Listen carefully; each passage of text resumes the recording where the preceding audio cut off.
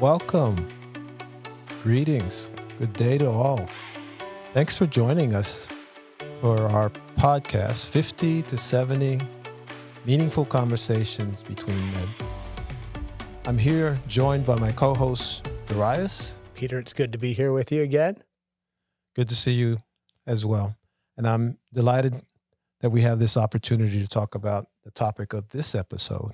You want to introduce our audience to what this episode is? I'd be glad to. This is a topic that we've had many conversations on. Aging with vitality, not just prolonging lifespan, but prolonging vitality with how we live longer. And it seems like over the last couple of years, there's just been a groundswell of research on this topic with guys like David Sinclair and Peter Attia, and even I think Tony Robbins put a big book out recently on this topic. So it's something that's becoming more front and center these days. And it's important as we have a global population of boomers that are aging all at the same time. And the demographics have shifted over the years throughout. And there's such a need to talk to how we might age. Sometimes I use the word with more grace. Mm-hmm. Can I share with everybody what happened at the gym this morning when we were working out together? I'm not sure, but go ahead.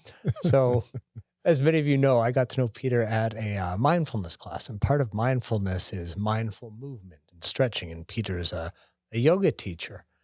And I had been complaining about certain parts of my body being tight, and I was in the process of stretching, and I've been stretching for about 4 minutes on my hamstrings, and they were starting to move. And Peter lied down beside me, and I looked over, and he was at least a foot deeper into the stretch that I was in. And I looked over and I said, "So, showing off now?" "Well, missing a beat," Peter says. "Not yet." And then he really stretched. But the reason I relate that story, Peter, is you're 70, you're almost 71. Yes. I mean, you're a role model for me as to how you should age with grace. And so thank you for that role that you've played. It's incredible. If you don't mind, I'll correct you. It's not a matter of should. I would like to share with the audience, they could. They have a choice. They do. And so I made my choice.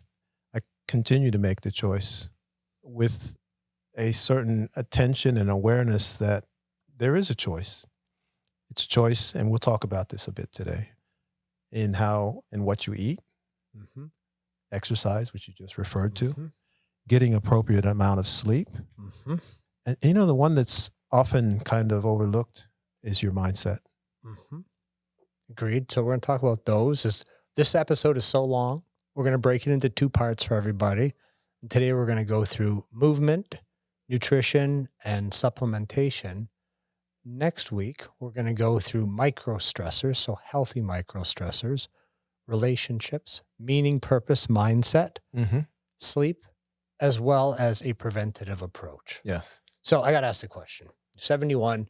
You look like you're 35 years old looking across from me. I'll pay you later. Let's talk about movement. And you've made a choice.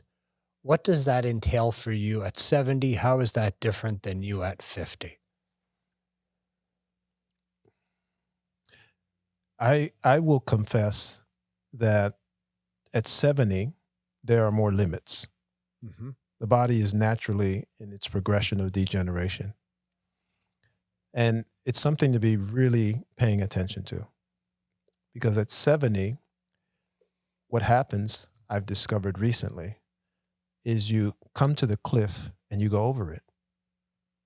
And if you're not careful, you'll keep cascading down the mountain. What do you mean by that? The body it doesn't degenerate in equal proportion. Mm-hmm. And then we each have some kind of genetic propensity as well. And then there are all the incidents and accidents throughout life, all little chinks in the armor, right? Mm-hmm. And so there are weak points in your physiology as well as your mental capacity. And if you're not attending to them, if you're not caring for your well-being in those areas, then they just keep degenerating. Hmm. And, we can't cover all bases, but we can cover most. Uh, I try to really pay attention to the fact that I'm not just a physical body, I'm a mental aspect. I have a mental aspect to it. I have a mind. That's easy. But also I have emotions. They affect my well-being. And then the one that's often not talked about is there's an energetic component Mhm. to my existence. It's not well documented, it's not discussed a lot. Uh, We know we have, I will say this, most of us have had experiences with instincts Mhm. and intuition. That's not the mind. What is that? And then there's a science that's thousands of years old. It's being now kind of revived in our modern day. It's called acupuncture, and it's based on energetic meridians throughout the body. I'm not saying it's true or untrue, but what if it is? Mhm. So, with the suspicion that there may be some truth to it, I consider it. I don't ignore it. And so, maybe I'm mind, I'm body, I'm emotions, and I'm energy. Is there anything I could choose to do to maintain my overall health and well being? Is there anything I do that degrades it? I like to say that aging is a natural process, but we do many things if we're not careful, if we're not paying attention to accelerate that process. And we also have the choice of doing things to slow down and slow down the degradation and enhance the well being, enhance the vitality. There are things we could do. And I would say that you and I are pretty aware of it, but I also think there's a lot of familiarity out there in our culture. Exercise, for instance, getting to the gym, eating right, all of those things are not so much, they are common knowledge now, I want to believe, but it's the will, it's the understanding. And maybe this conversation we're having will start conversations among men that, oh, I could perhaps do more. I could be more proactive in my longevity, my vitality. There are glimmers of it being discussed, but maybe there needs to be more discussions about it. Yeah, I agree. I think if you look at our culture and the stats we were saying on diabetes earlier, 30 million US Mm, residents have diabetes. 100 million are pre-diabetic. So while I think diet and exercise are common sense, I do not think they're commonly incorporated or become habit or routine. I do like what you said about um, aging is a combination of energy with the mind, the body, and the emotions. And I do think it's natural, but I'm more now thinking about it like a chronic disease, something we all have, but something that if we are mindful and we make choices, we can slow the progression of that chronic disease. Just to be clear, no one's going to win this game. no, We all know how this no, no, game no. ends, but it's how to make the most of the experience while you're in your 60s, your 70s, your 80s, so that you continue to do what you love to do. Yes, yes. And so you can continue to experience. I think sometimes we lose sight of that. There are a couple wonderful books out there that talk about um, we do not plan or account for living and longevity. We Mhm. account for aging and death, even though we really have many conversations about death. That's another episode we may want to handle some point in time. We will. But in terms of longevity, how many men in our audience plan for living to be 90 or 100? Yeah. How much consideration, I would ask our audience, have you given to what happens after retirement? 65, 70, maybe up to 75? How about 80? Yeah. And so the invitation here is perhaps start to formulate your life with maintaining vitality into your 80s, into your 90s. There's a book out there. I intend to live to 120, I think is the title of the book. And what if that was possible? I asked myself that question. I asked myself other questions when I have myself experienced the degradation of my body. Mhm. And interestingly, I had one of those plane conversations, yes? Mm-hmm. Where you get on the plane and you're with a stranger and you have the most profound and meaningful conversation about many intimate things. It's just 2 hours, right? Yeah. So I had one of those, and both of us, he was approaching 70, could commiserate with one of the things that happens to men that we kind of ignore or don't pay attention to. And I've witnessed, and I want you to chime in. I believe it starts around 50, but the degradation of men's hips, for instance, the mobility of running, the knees, ankles a little less, the back issues that come up. So this gentleman, and I won't mention his name because I don't know if he would want me to, both knees replaced. Problems with his left hip, I believe it was. And, he's just kind of making his way, doing the best that he could. And I shared with him that as late as a couple of years ago, I want to say pre-COVID 2019, I was starting to notice my hips, a lack of mobility. I attributed it to my yoga and that I was trying to gain more flexibility in my hips. Men are notorious for having poor flexibility in their hips. But it was more than that. It was the loss of cushion, the loss of cartilage.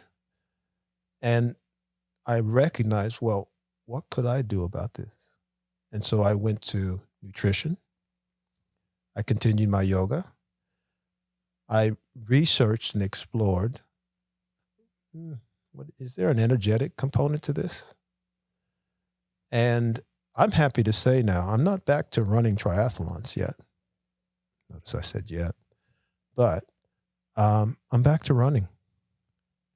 And I'm delighted in it because, again, I felt like I was heading towards that cliff where if I wasn't careful, I'd go over it and there would be no returning off of it.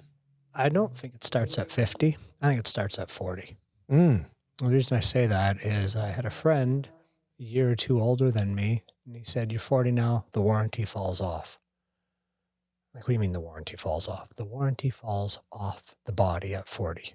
And those little issues that you could recover from fast, you no longer do. And if I think about my experience during COVID, the world shut down, I stopped moving. Mm. I sat at my desk. I worked a lot. I was very productive at work. My hip flexors went like this. My back pain went through the roof. Yeah. And I came to the conclusion, my flexibility was non-existent. I came to the realization that movement and exercise is such a huge part of aging with vitality. And if you stop moving, you're not able to move anymore. Yeah.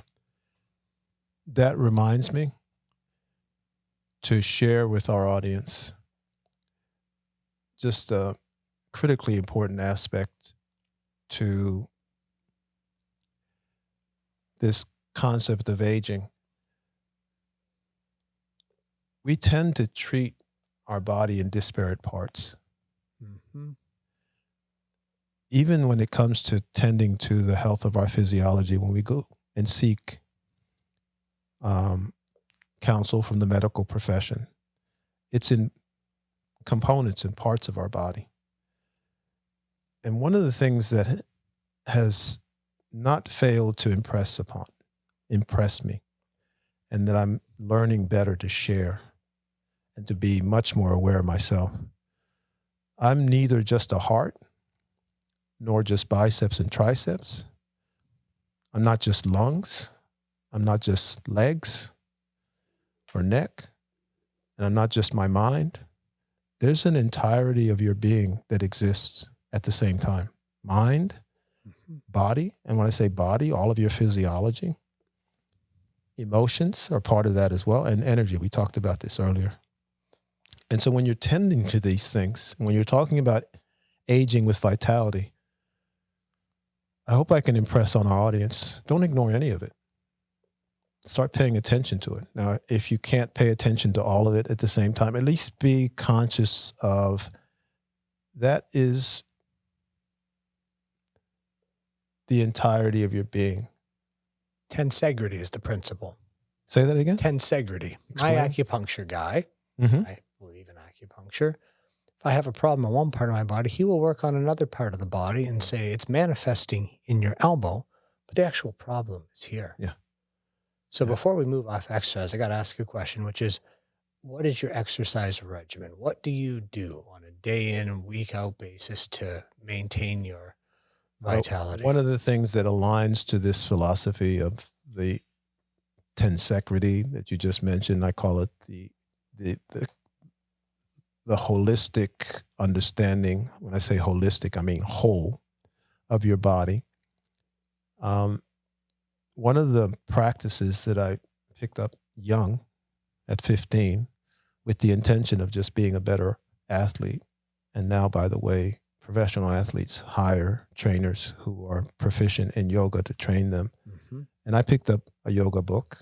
I started doing yoga. I was trying to prevent injuries. I noticed that it helped my flexibility tremendously. That's why I can, I can go a little bit deeper than you. Oh, well done. A little shot along the way. It's appreciated.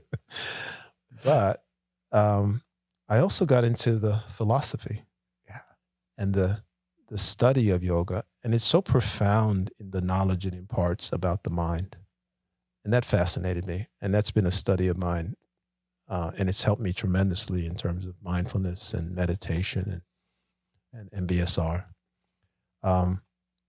But to answer your question, yoga works in a holistic way, and holistic not with the H, but with the WH. Mm-hmm. And I learned that over decades. And I continue to learn because there's more there. I mean, there's the breath that's used, and now we're using it very much to help, as we discussed in our last episode, with stress. And then there's other aspects that, I'm still exploring, to be honest with you. The body is a magnificent structure. We underestimate it and we abuse it. True. So let's switch gears from exercise. Let's talk about diet and nutrition. Conversation you and I have had many, many times on the standard American diet, the SAD diet that we're eating, heavily processed, heavily modified, incredibly caloric, and the resulting consequences of that diet. I can say personally, I started to do a couple of things 2 years ago. One, I started to intermittent fast. And intermittent fasting is a fancy way of saying don't eat breakfast, right? Finish your last meal at 6 or 7 and then don't eat until later in the morning. And I started to eat more organic and fruits and vegetables. And what I noticed was I had this puffiness in my face and in my body from years of stress and travel and eating out. And over the course of 4 months, that puffiness evaporated. I had digestive issues, which cleaned up immediately. It was incredible just to watch with some simple changes, the impact that it had on the body. Yes. What have you experienced?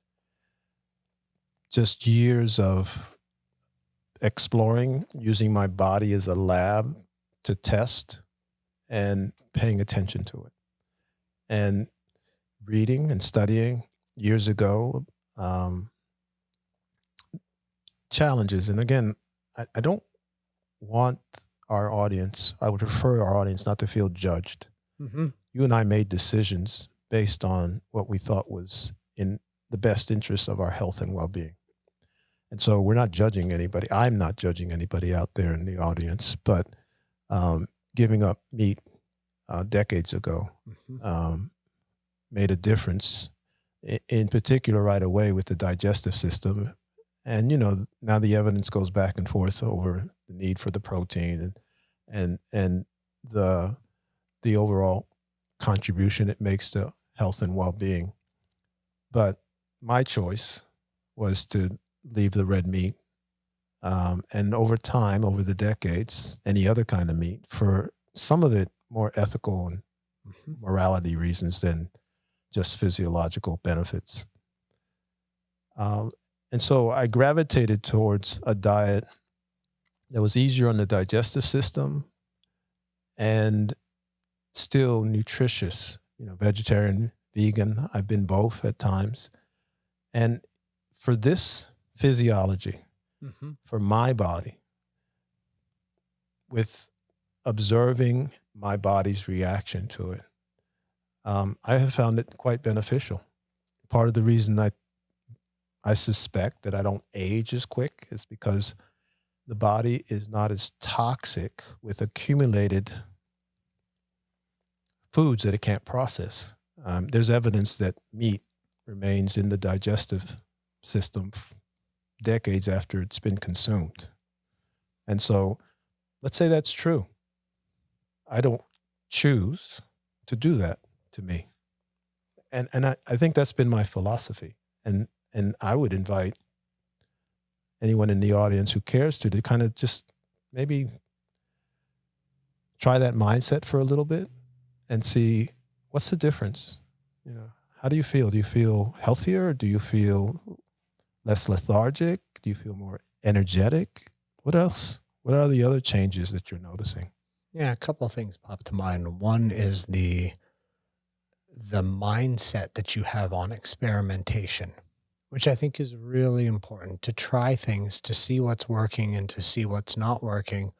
I personally tried to be a vegetarian and it doesn't work for my physiology. I lose too much weight and Yeah. I realize that I don't look healthy and I need animal protein in order to keep weight on my I'm so body. glad you're bringing this up so that people in our audience who like I like we're discussing, we're all We're all different yes. and you have to try and see what works for you. But you raised something that I thought was really, really important. I mean, this is clearly a judgment free zone.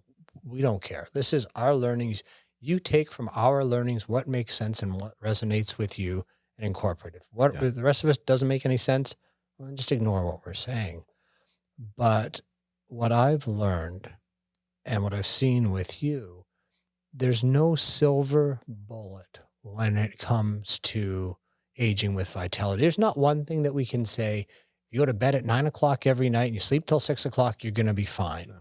It is a series of small choices that are made almost, marginal on a daily basis that cumulatively, when added together, turn into something transformative. In diet, you are what you eat. And I just go back to the simple question, do I want to be, I'm gonna use this one, do I want to be a strawberry or do I want to be Cheetos? And the reason I'm saying strawberries is Peter doesn't like strawberries, but I happen to really enjoy them. So do I want to be fruits and veggies?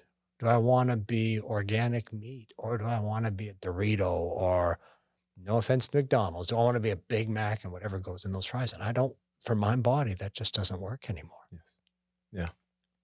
And being aware of that. I think that's what we're sharing here. Making So sure you're paying attention to how it's affecting your body. seeing when you eat something, how you feel afterwards and how you feel the next day. Yes, exactly. So one last topic to cover in this one, supplementation. And let's start off with your wonderful mud coffee and what goes in there.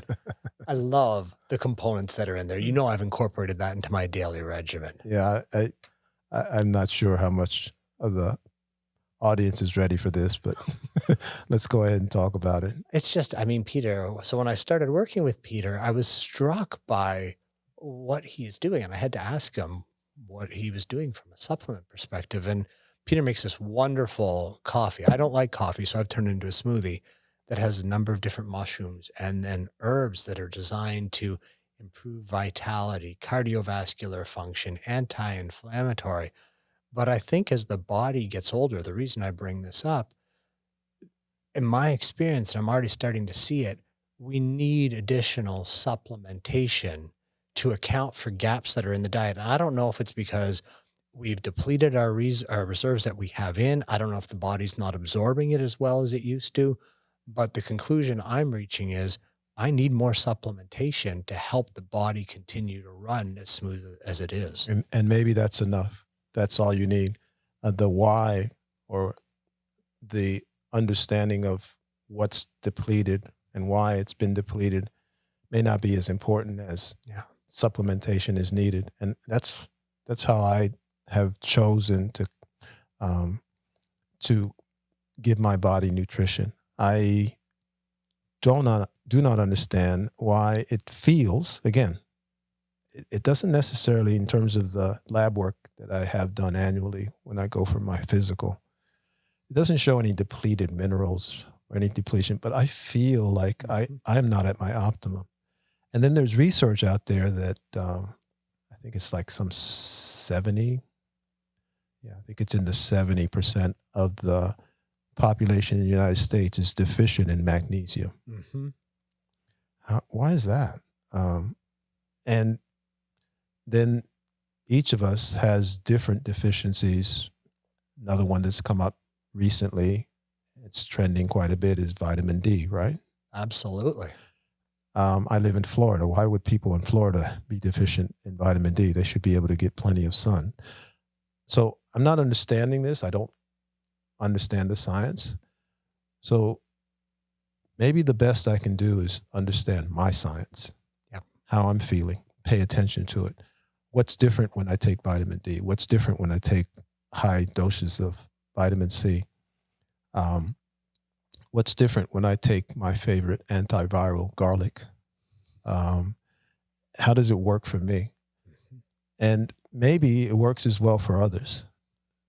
But the invitation here is explore.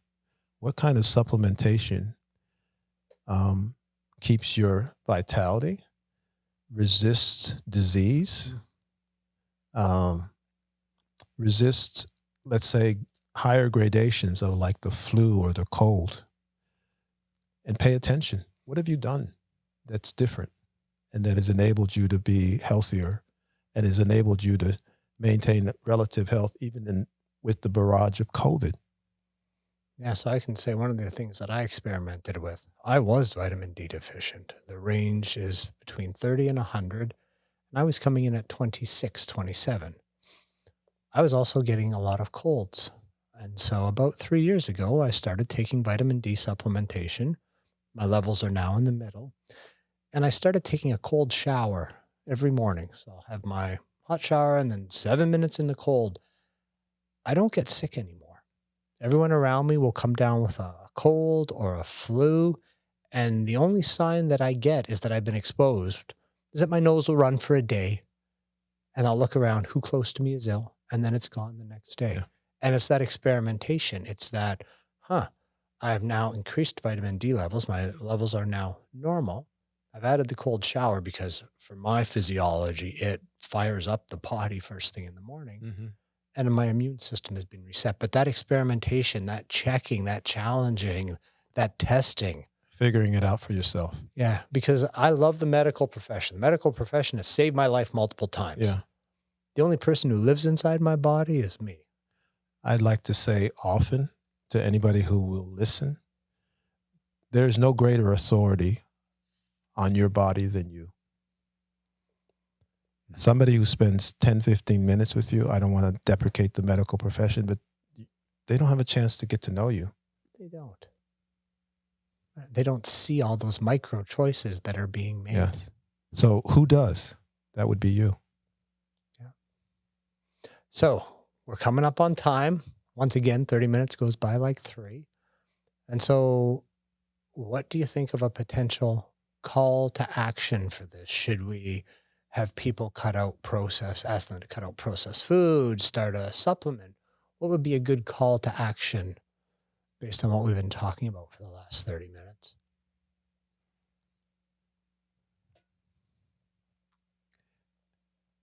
Have a conversation with yourself. Okay. One that's honest and truthful. Mm-hmm. This would be the call to action. Whether you are really caring for yourself. Mm-hmm. And then build on that. What do you want to do? Because what we're talking about, stuff isn't easy. I mean, it goes back to the conversation we had about hard. You get to choose your hard. Yeah. Do you want to have it difficult now and not eat that piece of cake? Or do you want to have it difficult later after you've eaten it and now need to absorb the consequences? Yeah. Yeah. And that's an important point that you make, because you don't just pay for it later. You pay triple. You do. Or 10 times. I mean, one of the best examples, the mushroom mix, the reason I was attracted to it was because, and we've done a little independent research. Sure we have. had a study done, you and I, and there are plenty of studies out there that show that mushrooms have properties that retard cancer. Yes.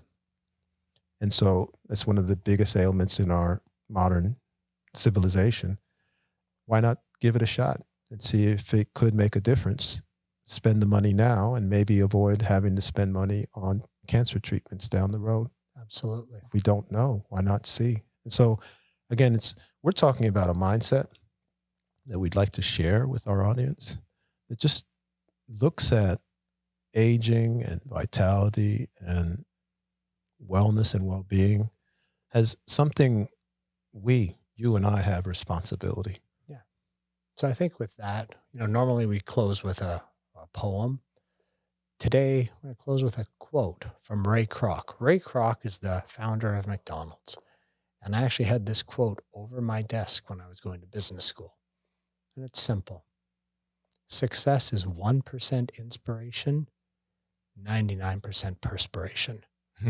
And when you think about what we're talking about right now, aging with vitality, 1% inspiration, it's the 99%, the decisions that you make every day, the choices that you make to go for a walk after dinner, to call a male friend and have a conversation, versus picking up your phone and just doing this for 2 hours and numbing out. It's, am I going to make a salad, or am I going to go and have Arby's or McDonald's? It's all those little choices. That's what I mean. It's the 99% perspiration. Yeah. Yeah. Important to highlight. We're too much of a culture and society that just leans on convenience. Wonderful. So that wraps up part one. Part Nice. two, we're going to continue this, looking at other things that we've come to learn. Peter, another delightful conversation. Yes. My joy. Thank you, Thank sir. you. We'll see everybody in part two.